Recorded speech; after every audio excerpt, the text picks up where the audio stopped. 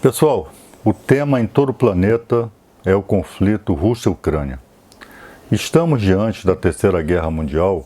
Putin é o novo Hitler. O que de fato está por trás desse conflito? Vamos tratar disso no nosso Adi Explica de hoje.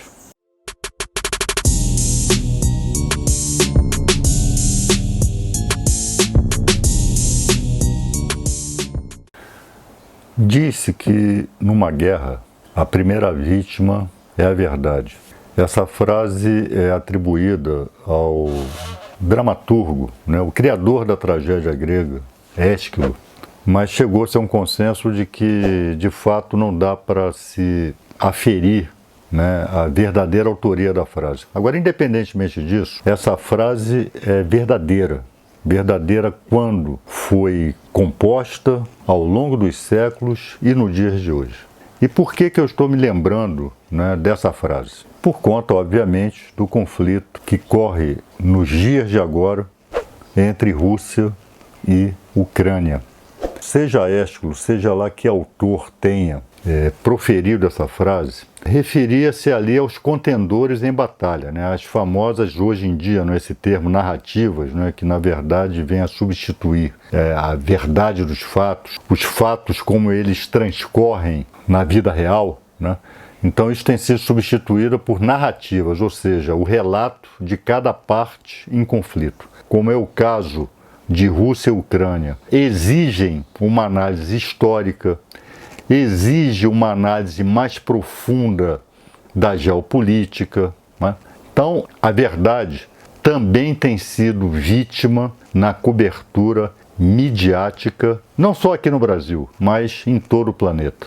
Quero deixar bem claro que não sou especialista em geopolítica, não sou historiador, nem conheço com profundidade a história da Rússia, as relações da Rússia com a Ucrânia, Sou um observador da cena mundial, da cena política, como qualquer um de nós pode ser ou é, e me sinto à vontade aqui para tecer algumas considerações com base no conhecimento que tenho acerca do que está se passando. É nesse sentido que eu estou me aventurando, estou me atrevendo a falar sobre esse assunto. E nós poderíamos, desde já, nos remeter à história. Primeiramente, à história recente. Fim da Guerra Fria. Fim da União Soviética, dissolução da União Soviética no início da década de 90. OTAN, Organização do Tratado do Atlântico Norte. A OTAN, ela foi articulada, ela foi criada em 1949. Era uma aliança de países da Europa Ocidental com os Estados Unidos. Com que objetivo? O objetivo de conter um suposto avanço expansionista da União Soviética sobre a Europa Ocidental. Ou seja, a OTAN era um instrumento da Guerra Fria, da chamada Guerra Fria, que foi aquele relacionamento tenso entre o bloco socialista e o bloco capitalista no pós-guerra, no pós-Segunda Guerra Mundial, em que havia de fato uma disputa, inclusive político-ideológica, em que cada lado procurava conter o outro sem declarar guerra. E por que sem declarar guerra? Por que Guerra Fria? Porque não era Guerra Quente, ou seja, conflito armado. E por que a renúncia, a tentativa de evitar a Guerra Quente? Porque a Guerra Quente, pessoal, significava guerra nuclear. Ambos os lados já possuíam um arsenal nuclear capaz de destruir o mundo não se sabe quantas vezes. Aliás, Einstein dizia, olha, a Terceira Guerra Mundial, nós sabemos como ela vai acabar. Agora, a Quarta Guerra, nós já sabemos como vai ser. Vai ser com machadinho e tacape. Então ninguém queria, como ninguém quer, Terceira Guerra Mundial. Terceira Guerra Mundial significa holocausto nuclear. Daí cunhou-se a expressão equilíbrio pelo terror. Ambas as partes se dissuadiam, porque ambas as partes dispunham de arsenal nuclear. Então, de um lado nós tínhamos a OTAN, do outro lado o Bloco Socialista organizou o Pacto de Varsóvia. Volto ao início de 1991, com a dissolução da União das Repúblicas Socialistas Soviéticas. Acabou a União Soviética, acabou o Pacto de Varsóvia. Ora, qual seria a consequência automática desse movimento? O fim da OTAN. A OTAN, ela perdeu o seu sentido de existência, né? Porque a OTAN, repito, ela foi criada para conter a União Soviética, era uma aliança contra a União Soviética. Não havia mais União Soviética, por que se manter a OTAN? Esse debate, naqueles idos do início da década de 90, foi travado nos círculos de poder nos Estados Unidos, né, na Europa, na academia, mas optou-se por se manter a OTAN. Aí começam algumas razões que vão ditar o movimento de Putin rumo à Ucrânia. O então secretário de Estado dos Estados Unidos, James Baker, assegurou ao então líder da União Soviética, Mikhail Gorbachev, um pouco antes da tomada de decisão de dissolver a União Soviética, de que a OTAN não avançaria rumo à Europa Oriental. A OTAN não expandiria as suas fronteiras. Haveria a reunificação das Alemanhas, como de fato houve. Vocês sabem que após a Segunda Guerra, a Alemanha foi dividida em duas, a Alemanha Oriental, pertencente à órbita soviética, e a Alemanha Ocidental, pertencente à órbita dos Estados Unidos. Essa era a promessa. No entanto, não foi o que se viu. A OTAN, os Estados Unidos, mentiram deslavadamente. A OTAN cooptou os países antes da órbita da União Soviética, que giravam em torno da União Soviética, né, os países da Europa Oriental, por exemplo, Polônia, Hungria, Romênia. A OTAN simplesmente agregou esses países na sua organização. E qual é a questão? A questão é o artigo 5º do Tratado de Washington, que criou a OTAN. Uma agressão a qualquer país membro da OTAN é uma agressão a todos os outros países pertencentes a essa organização. Ou seja, é guerra, e guerra nuclear. Essa é a questão. A União Soviética, que se dissolveu em crise, a Rússia é herdeira do legado de crise da União Soviética. A Rússia foi perdendo territórios ao longo desse tempo todo, territórios e área de influência e população. E a Rússia se viu praticamente cercada nos arredores da sua fronteira. Pessoal, olha só, vamos imaginar aqui o seguinte: a Ucrânia entra para a OTAN. A OTAN instala mísseis nucleares na Ucrânia. Vocês sabem quanto tempo um míssil lançado da Ucrânia, que fica exatamente na fronteira com a Rússia, em quanto tempo esse míssil chegaria em Moscou? Talvez em menos de 5 minutos.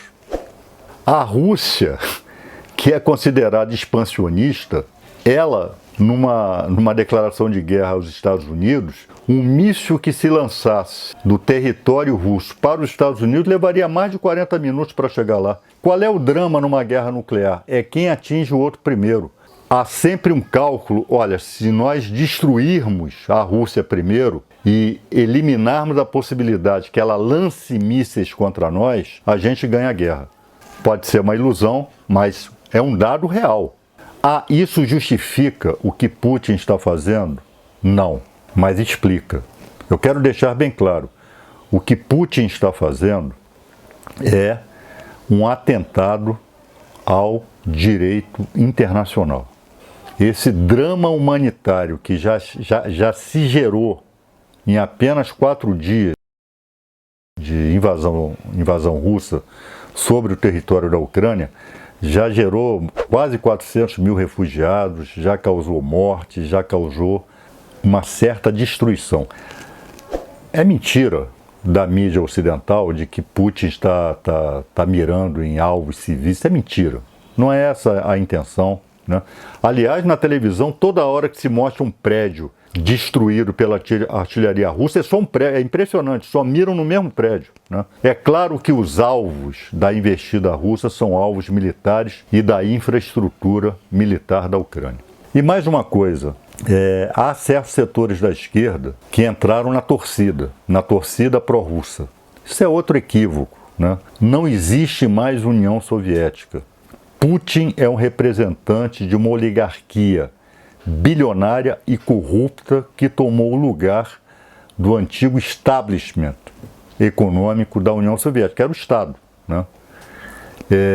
Então não tenhamos ilusões com Putin. Putin é um sujeito de direita, é reacionário, representa aquilo que Lenin chamava de nacionalismo grão-russo, né? O que nós temos que ter claro é que nas relações internacionais, nos movimentos de geopolítica, não há bandidos nem mocinhos.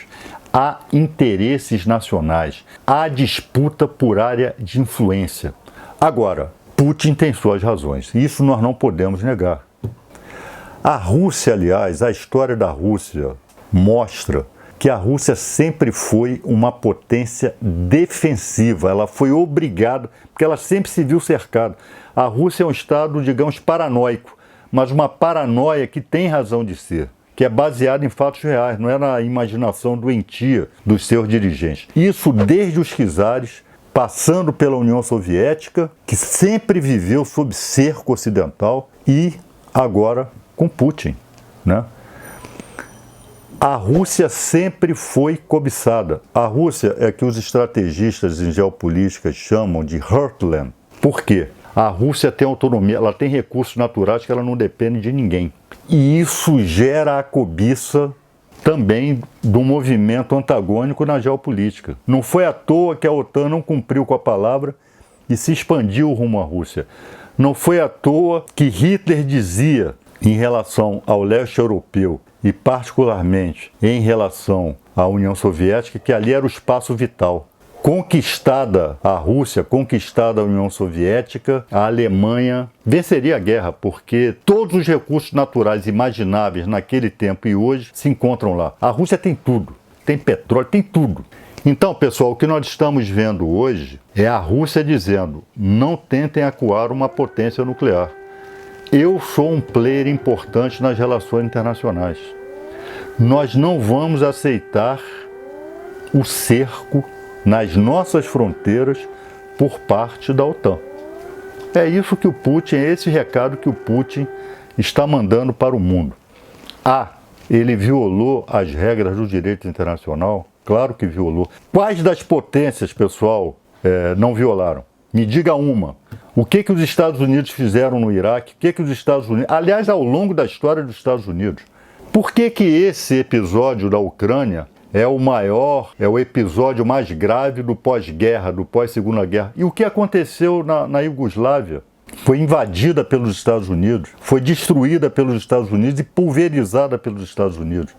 Então, pessoal, não existe bandido e mocinho nesse jogo. Isso é um jogo de interesses das grandes potências. Agora, esse imbróglio Rússia-Ucrânia não se sabe como vai acabar. Há notícias recentes no sentido de que a Ucrânia já estaria se preparando para a rendição, para sentar à mesa de negociação com Putin, com a Rússia. O que vai resultar caso essa conversação aconteça? Qual vai ser o resultado dela? Qual é o grande objetivo de Putin? A neutralização e desmilitarização da Ucrânia. Ou seja, Ucrânia, você não pode entrar na OTAN. Isso nós não vamos admitir. Será isso? É isso que vai acontecer? E isso, do meu ponto de vista, é o desejável. E essa exigência russa é compreensível e correta. A Ucrânia é um Estado soberano, ela faz o que bem entender. As coisas não funcionam assim, pessoal. Se um país significa uma ameaça ao outro, e repito, uma Ucrânia nuclearizada é uma ameaça ao interesse nacional russo, a própria existência da Rússia, isso não vai ser tratado no plano do direito, da lógica do direito internacional. A Ucrânia é um Estado soberano, faz o que bem entender. Não é assim, não. E não é assim que funciona com nenhuma das grandes potências, sobretudo aquelas que detêm o arsenal atômico, o arsenal nuclear. Bom, caso não haja negociações entre Rússia e Ucrânia, que Putin vai fazer? Vai ocupar a Ucrânia? Nós sabemos, há uma assimetria entre os dois exércitos, né? Entre as duas forças armadas. A Rússia é uma potência nuclear. A Rússia nem está utilizando armamento pesado contra a Ucrânia, exatamente para não ser acusada depois de genocídio, ter matado inocentes, etc. Os que morreram até agora são os famosos efeitos colaterais de uma guerra. Então, ocupar a Ucrânia pode ter seu grau de facilidade. Manter essa ocupação é outra história. Porque na Ucrânia também existe uma tradição de nacionalismo. A Ucrânia, esse governo atual, quanto o antecessor, né, resultante do golpe de 2014. É bom lembrar que em 2014 houve um golpe que depois o presidente de então, que era pró-russo. E assumiram os pró-europeus. A extrema-direita e grupos neonazistas apoiaram esse golpe de 2014, como esse Zelensky, que é apoiado por elementos de extrema-direita e neonazista. Ah, eu não sou nazista porque eu sou judeu. Tá bom, mas é apoiado por esses grupos de extrema-direita e neonazistas, né? Então, isso é um ponto. E que Putin diz que uma das razões da invasão é para desnazificar a Ucrânia. Isso também é uma outra narrativa, né? A Ucrânia não é necessariamente nazista, embora conte com apoio de segmentos importantes neonazistas, grupos organizados e militarizados.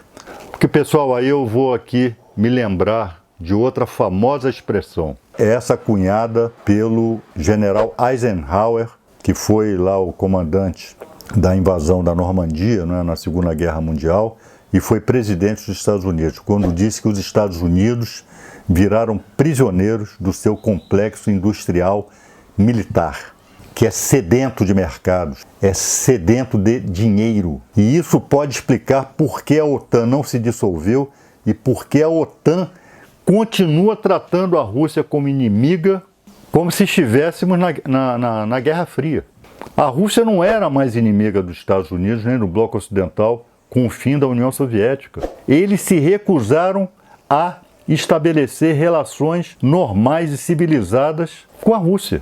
Ou seja, bom, se a Rússia não é nosso inimigo, nós vamos transformá-lo em nosso inimigo. Vamos fabricar o inimigo porque nós precisamos disso. Então, pessoal, existem mais coisas, né, entre a Rússia e a Ucrânia do que sonha a vã imaginação dessa mídia parcial, desonesta, desinformativa, que transformou esse conflito em briga de bandido de mocinho, em que o Putin, em que a Rússia são os bandidos. Putin já está sendo até comparado com Hitler. Não é assim que esse conflito deve ser resolvido e não é assim que nós devemos encarar esse conflito. Isto remonta à história desses dois países, isso remonta à geopolítica mundial, isso remonta à história, né? Então vamos tentar, repito, se esse conflito Rússia-Ucrânia não pode ser justificado, não pode ser, nós não podemos aplaudir, mas não significa que não possa ser explicado. Eu acho que, sobretudo, militantes progressistas, militantes de esquerda, têm que ter um mínimo de clareza sobre o que está acontecendo lá na Rússia, lá na Ucrânia, e não embarcar nas canoas furadas da desinformação, da torcida, em querer encarar isso aí como se encarava a Guerra Fria, né? Não há mais União Soviética, não se trata de direita e esquerda, trata-se de uma luta, de um conflito no seio do capitalismo. Se Putin combate o ultraneoliberalismo lá no seu país, isso não significa dizer que ele é anticapitalista, porque não é. E é representante, repito, de uma plutocracia, de uma oligarquia bilionária e corrupta que tomou lugar na economia da Rússia após o fim da União Soviética. Bom, são essas breves considerações que eu queria fazer com vocês e vamos ver como é que esse conflito se desenrola. Espero que a paz chegue logo, paz justa para a Rússia e a Ucrânia. Nós não podemos desmerecer as exigências russas de segurança do seu território, mas ao mesmo tempo não podemos aceitar o massacre do povo ucraniano.